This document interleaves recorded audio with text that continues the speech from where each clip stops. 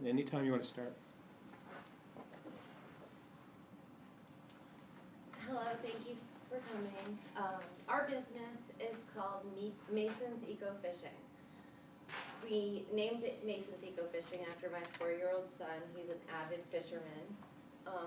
We exist to kind of come up with a way to make fishing a more safer sport. And in doing so, we've created a product, a fishing hook, as well as other tackle that are biodegradable to the environment. My name is Sarah Day, and at the end I'll be discussing the solution. This is Spencer. He's going to be discussing the problem. And Yazzie, she's going to be discussing the target market and the marketing strategy. So we'll go on with Spencer. Thank you. So what really brings me into this project is I've had the opportunity to fish in many different places. I've fished the Great Lakes of Ontario. I just recently got to go to the rivers of Darwin, Australia.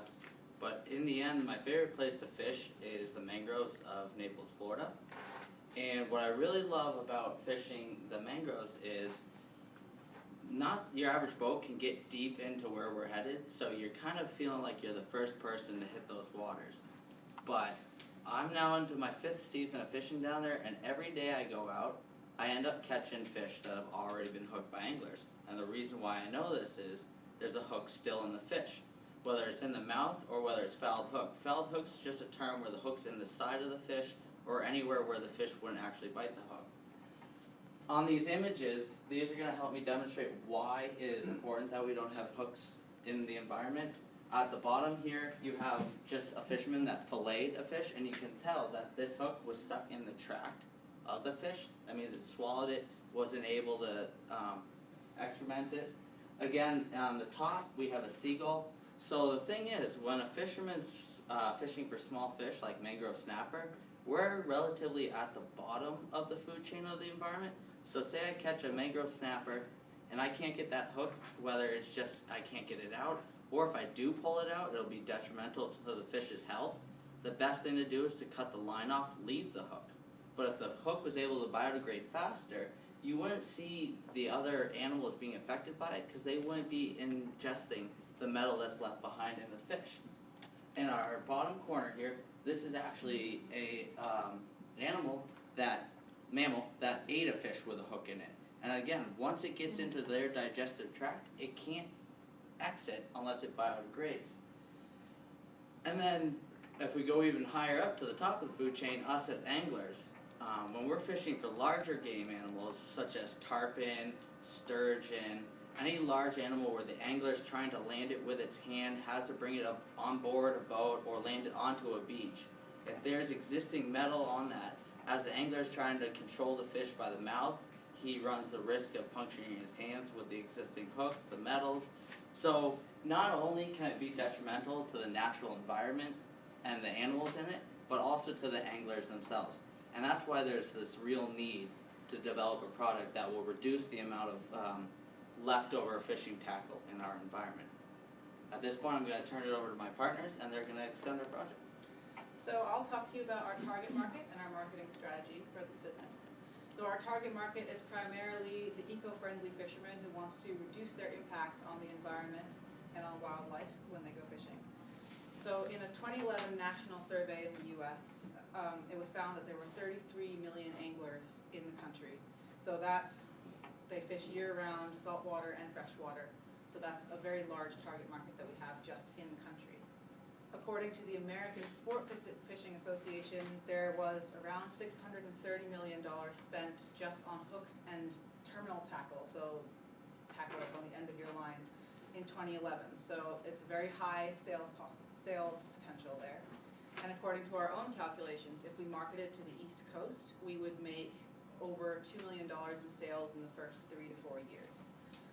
We plan to start as a local Vermont business, distributors, manufacturers, and wholesalers, and then incrementally expand to the East Coast, to the rest of the U.S., and possibly go global if we do both.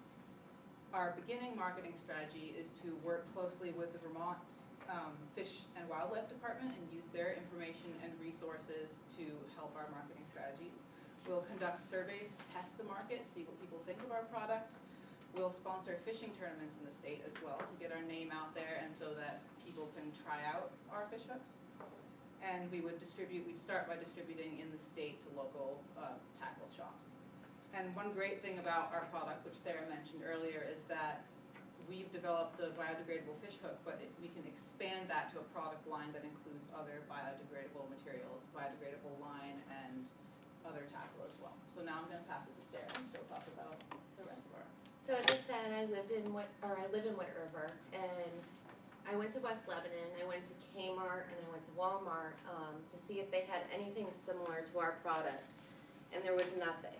And I spoke with the department managers. They've never seen anything like this come in before, nothing, no fishing products or tackle that are safe to the environment.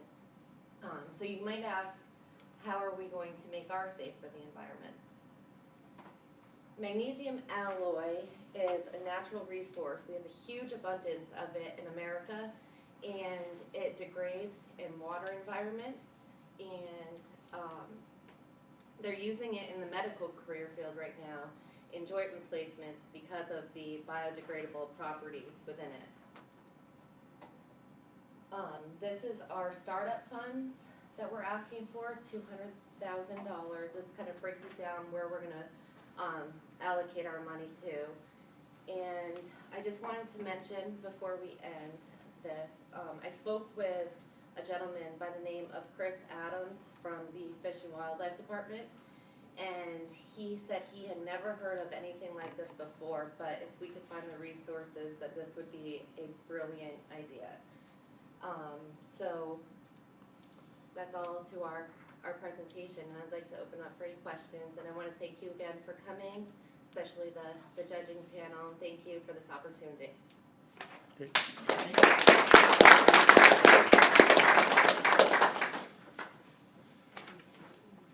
So questions or comments? Of course. Seems like the product's a great idea and there's a big need for it, so I wish you luck in Thank you. future I endeavors. think, I'm sorry, we should ask the evaluators to ask their questions and make their comments first. So what experience or expertise do you have starting a business like this? Starting a business, as I said, I'm a fourth-year business student. I really don't have the experience, but if I was to seek opening or starting this business, I would probably go to the small business and place in Randolph, I guess it is. Development Center, yes. Yeah. And, get advice there, start out there. I might add on to Sarah's response. I've recently started up a sugar house. We're in our 5th year, and I'm in an industry that practically everybody in the state of Vermont is in. But yet, this is not something everybody in the state of Vermont is trying to do. And even though I've been to Australia and I did fish in Ontario, it's amazing how relevant it is to the local community of Vermont. You know, we have a lot of local ponds.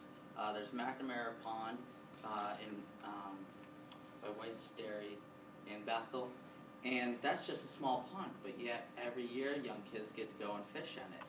And when a kid is catching their first fish, the last thing that you want to explain to them is that somebody caught that before them. So that it's really a cool product that's starting an area, and the coolest thing for me is I'm in an area where it's really redundant, everybody's doing it, so it gets me a little excited about something that's not really popular and new. And it'd be the first in. I mean, we'd be a first in business. There's no other competition right now except for your normal tackle. I guess that was the nature of my question, was whether or not you had a plan at this point to be first to market, or if you had any thoughts about whether you were concerned about somebody copying it and that you wanted to protect the idea in any way. I mean, if I could get the funding, then I would definitely patent this whole idea quickly. I mean, I've looked on patents for anything similar to this. There was one idea, but they let the patent expire, so there was nothing else. Thanks. Is it the same materials? No. This is new and like evolving with the magnesium alloy and the properties. All set? I'm okay, yes. Okay, great, thank you. Thank Thank you.